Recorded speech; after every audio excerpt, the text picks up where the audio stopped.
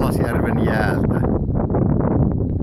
23. maaliskuuta 1995.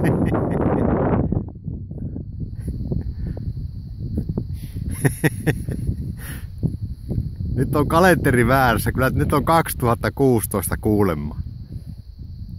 Ei se haittaa. Harvoin sitä näin kommeissa maisemissa saa olla. Mutta ei tarvitse lähteä Suomesta mihinkään.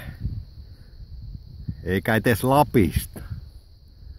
Lordikin on siinä kuvassa. Tästähän tuleekin hyvä YouTube-video.